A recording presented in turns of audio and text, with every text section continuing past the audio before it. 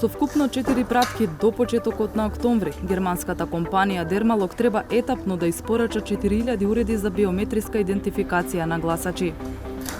Нема време за опремата да помине пилот проверка, туку таа премиерно ќе се употреби на локалните избори закажани на 17 октомври. И се надевам дека ќе биде во ред. Сега за денот на изборите не можам ништо да кажам, бидејќи не се знае прв пат е. Вака изгледа уредот за биометриска идентификација на гласачите. Личи на таблет, но со кабли е поврзани со терминален принтер.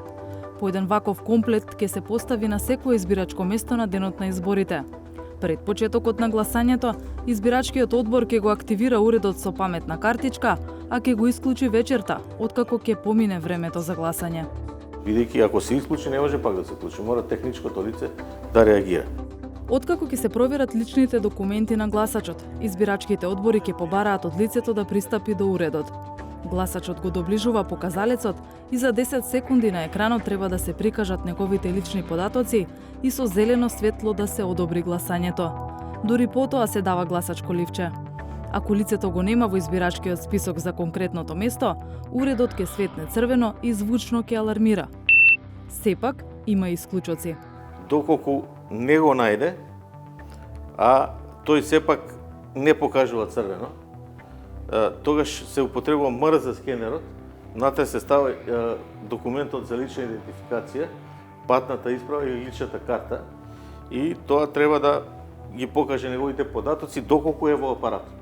Сега, доколку не го наоѓа, има проблем, имаат луѓе проблем земјоделци на кои се оштетени тие папиларни линии, ќе се вклучи портокалово све. И ќе може да ја продолжи постапката и во тој случај го колектира отпечатокот, за да може после да се провери дали е тој гласач и дали веќе гласа. Терминалниот принтер пак на секои 2 часа ќе ја печати состојбата за излезност во гласачките места, а конечната бројка треба да се совпаѓа со бројот на ливчиња во гласачката кутија. Шефот на Државната изборна комисија Александар Даштевски ни образложи на што се должи неговата изјава оти се надева, а не и дека е уверен оти гласањето со отпечаток од прст ќе помине во најдобар ред. Ние немавме многу долго време за подготовки, затоа што јас кога дојдов гледам дека тоа го пишува во законот и ние мора да го спроведеме. Не ни оставен простор да можеме да го одложиме. Даштевски смета дека поголема сигурност би имало доколку пред изборите опремата поминеше низ пробно тестирање во дел од општините. Тоа е правило во свет, значи сите држави што спровеле ова имале пилот. Например, Албанија спроведе такво, имаше пилот месец дена пред изборите во 3 општини и помина супер тоа. Сега со оглед дека се работи за софистицирана опрема, ние се надеваме дека се ќе помине во најдобар ред и затоа реков ја ние максимално колку што можевме се информираме. Секој уред, на секое гласачко место ќе биде наполнет со биометриски податоци за гласачите само на тоа избирачко место. Личните податоци ќе бидат криптирани, а за секој гласач ќе има и баркод. Уредите нема да бидат поврзани во мрежа или со интернет, односно ќе работат офлайн и нема да комуницираат меѓу себе. Тоа пак го наметнува прашањето: што ако има лица со двоен или троен идентитет и тие се обидат да гласаат на 2 или повеќе избирачки места? Уредите се офлайн, меѓутоа тие се полнат преку софтвер. Баркодовите се во софтверот и се полнат во уредите и секој гласач има посебен баркод. Така што ако се работи за исти гласач, не може да гласа бидејќи има без оглед и да има исти податоци, тој има различен баркод, нема да го чита. Да, но ако има различни податоци, двоен идентитет?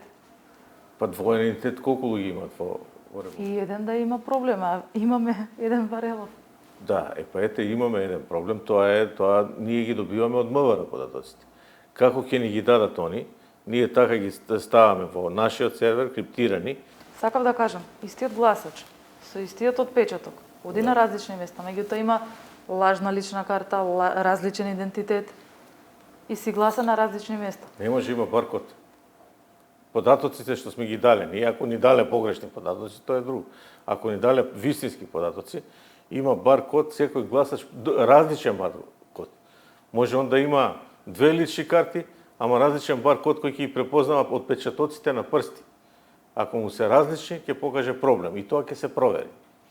Значи, јас на никого не би му сугерирал да ги прави тие работи, бидејќи после тоа има право ДИК да провери дали се тие веродостојни податоци или не се во опремата. Следуваат супер софистицирани скенери кои ќе препознаваат се, и личните податоци и биометриските податоци. И кога ќе се провери, ќе се види за кој гласач се работи, таму каде што се е пробано нешто да се прави групно, да се гласа или да гласа два пати исти човек и така натаму, веднаш ќе се открие и ќе се прегласа. Како веднаш ќе се открие кога офлайн се? Јас за тоа можем да ви кажам само она што пише во законот.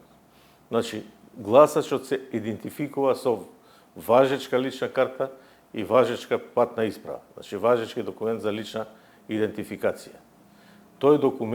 Во тој документ се податоците едни. Значи, од таа адреса на која се наоѓа. Не може он да иде после на друго место, бидејќи личната карта е една адреса. Така е по правило. А сега нешто ако има за сцената, behind the scene, што викаат, тоа е друго. Тоа има органи за прогон кои ќе проверуваат. Од ДИК сметаат дека е предност што уредите се офлайн, оти така се заштитени од хакерски напади. Сумата од 11,2 милиони евра за новината што ја договорија власта и опозицијата, целосно ќе се исплати на германската фирма Дермалог, но по завршувањето на изборите. Ако се случи техничка хаварија со уредите на денот на самото гласање, сметката нема да се плати.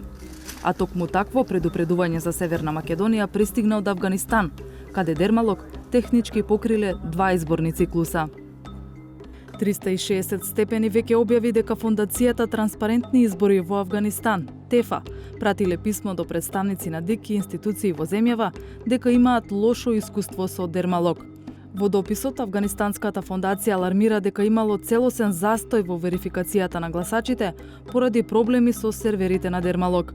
Имало проблеми со увидот во тоа дали некој гласал или не. На едни избори половина терминали не работеле, а не биле соодветно обучени и учесниците во изборниот процес. Фондацијата ТЕФА предупредила и дека Дермалог не обезбедила соодветна теренска поддршка, туку имала само 2 инженери во независната изборна комисија на Авганистан. Даштевски вели дека нашата земја е дополнително заштитена во тој поглед, оти за разлика од афганистанците, ние сме купиле и опрема и услуги, комплет. Во тие услуги спаѓаат 15 инженери кои постојано за изборите ќе работат тука и кои ќе го менаџираат целокупниот процес во понудата што ја дадоа пред сите компании кога конкурира. Значи има и кои ќе им бидат тука соработници, односно контрактори и субконтрактори. Што значи дека на денот на изборите тие ќе треба да обезбедат толку инженери колку што ќе им бидат потребни на нив за да се заврши процесот без проблем, односно да се интервенира доколку нешто не е во ред. И тоа ќе биде нивна проценка колку луѓе? Да, тоа ќе биде нивна проценка. Првичната проценка што ја дала Дермалог е дека 60 луѓе се доволни за техничка поддршка на денот на изборите. Сепак, германските инженери ќе обучат до 160 технички лица кои ќе бидат на готов на изборниот ден. А со обуки и печатени упатства ќе се едуцираат и избирачките одбори. Тие 15 души од тие инженери стално доаѓаат различни, веќе 10 пати имаат дојдено тука, сами си плаќаат хотел, сами си плаќаат авионски карти, све си плаќаат сами. Во опремата екстра ни даваат работи кои не се ставени, бидејќи ние не сме знаеле што све треба, како што се тие супер софистицирани скенери кои коштаат некои 700-800 илјади евра. Како не сте знаеле? Па, сега опремата, они си ја знаат. Гаранцијата на германците за опремата е 5 години, па ако премиерата помине успешно, уредите, но и асистенцијата на компанијата би послужиле уште за неколку изборни циклуси дополнително. По истекот на 5-та година, сервисот со анекс повторно ќе го плаќа државата. Интересот на Дермалог за земјава е логичен, оти ова е нивно дебитанско учество во избори на европско тло. Себе си се сметаат за пионерска компанија во развојот на биометриски производи и решенија, но на нашата покана за интервју во кое би ги објасниле случувањата на изборите во Авганистан, не одговорија. Опремата на Дермалог засега се чува само во ДИК, а понатаму дел ќе се распредели во просториите на клубот на пратеници. Сигурна е? Обезбедена? Во МВР, видовте тука, не пушта никој да... Значи, договорено е со МВР и доле, и овде, 24 часа се чува. Нема ни секунда, све е заклучено и плюс има чувате. 520 уреди се набавени за резерва. Во случај пак на тотален колапс на опремата, има упатство за гласање без примена на уредите. Актот налага избирачкиот одбор да побара гласачите да остават отпечаток од прст со графитно перниче во посебна графа од печатениот избирачки список. Исклучок од гласањето со техничка опрема има за оние кои не можат да дојдат на гласачките места, односно болните и немотни лица, гласачите во странство, затворениците и притворениците. За нив останува традиционалниот метод на проверка со UV ламба и спреј.